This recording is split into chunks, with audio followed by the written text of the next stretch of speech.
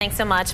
Well, the debate over how to save the French Quarter's financially strapped Le Petit Theater takes a new twist today. The theater's Board of Governors supports a proposal to sell about 60% of Le Petit to restaurateur Dickie Brennan to house a new theater-themed restaurant.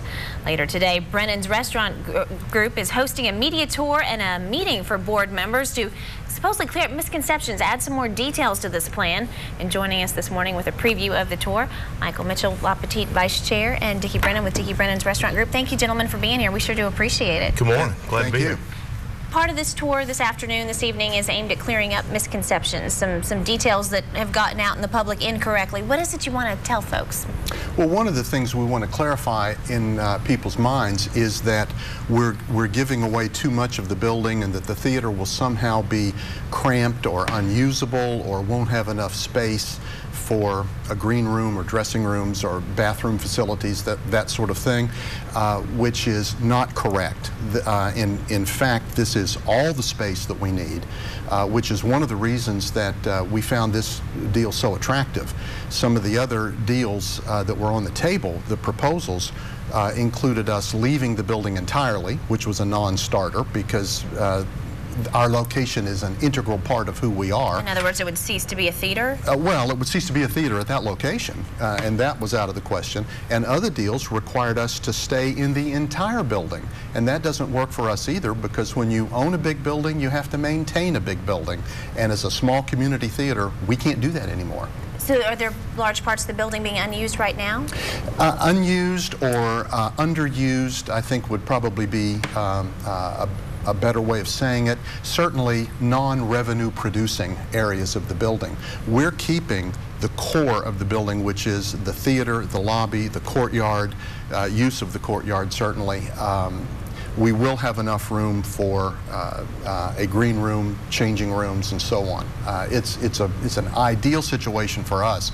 And the other thing that makes it so ideal is that we're partnering with the Dickie Brennan Group, and they have taken an approach that is so respectful to the historic nature of that building. Everything that they're doing is theatrically themed. It's going to be a terrific partnership. It sounds like it would be keeping intact the areas most of the public are familiar with. Absolutely. Walk us through what it would look like. Well, you know, there are three sections. You have the original theater, which stays intact and stays under the control of Le Petit Theater. Then you would have, on the opposite side of the property, is another third of the property. Was built in 1963, and this is the part of the property that's partially used. This is where we developed the restaurant. The third parcel is what's in between, and it's on the street would be the foyer and the entrance. Behind it is the courtyard, and then behind that is some additional space. When they talk about us purchasing, we agreed to purchase the middle section for a couple of reasons. One, it creates funds through the purchase to help offset some of the financial deficits that were left with the prior management. The second thing is it gives us the ability that we will build out bathrooms in the back section. Anyone who's been to Le Petit in the past knows we're talking 6 stalls in a ladies' restroom. I remember well. So we will pay for that. We will service that and accommodate that. And you know, the third thing is that it relieves any of those costs overhead to the current theater. We've done a restricted deed. And what that means is during any performance, Le Petit will have exclusive use of that section. So we're purchasing 60% and only have use of 30%, whereas the theater will have only own 30%, overhead of 30% of the property, but we'll have use of 60% of the property. So what we've tried to do, create a situation that really helps Le Petit get to a foundation that it hadn't been to probably in our lifetime financially, and create an endowment.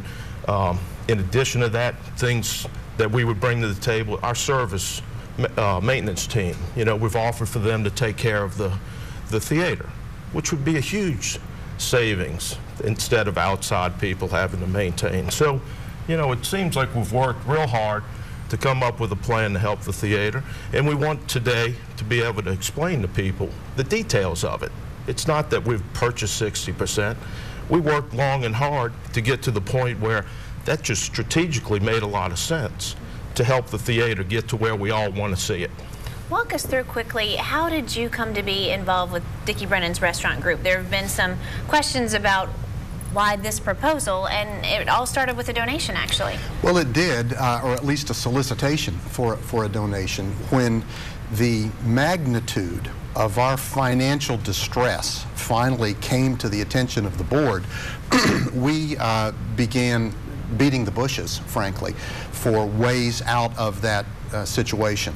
And one of the ways was to seek out people who had been philanthropists and donors in the past and say, you know, can you help us? We approached the Brennans, frankly, seeking a donation. And those talks led to far more than just a donation that's going to be here today and gone tomorrow. It led to this decision to partner with us that does so many good things. Completely pays off our note, which we cannot pay, pays off our vendor debt, which is pretty substantial, gives us an endowment, which is something we've never had in the lifetime of the theater, and allows us to maintain a space that is very historic and needs maintenance work. We can do all of that with the Dickie Brennan partnership. One thing I do need to clarify, you said that tonight's, there's a media event this afternoon and then an explanation for the members of the board. It's the members of Les Petits. It's anyone who is a member, which is a subscriber, a season ticket holder. It becomes a member. That's who's invited to tonight's walkthrough and meeting. And what time? 6 o'clock. 6 o'clock. I'm sure it will be a full house. Dickie Brennan and Michael Mitchell, thank you so much for your time this morning. We really appreciate it. Pleasure. Thank you. Keep it right here on